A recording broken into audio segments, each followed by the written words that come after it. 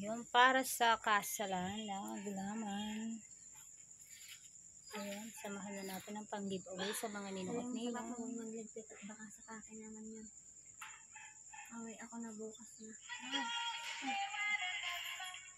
Ayun, pangit na daw magligpit na lang mga bukas.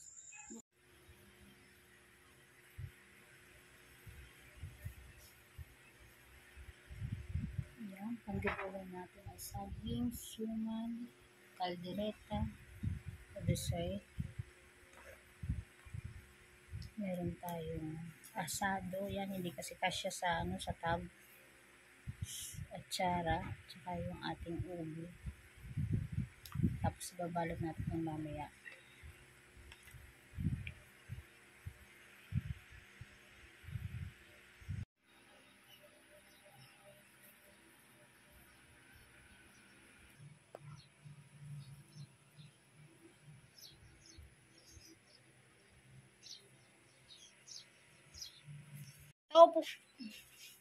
So ayan ang ating finish na balot ng ating giveaways para sa para sa kasa.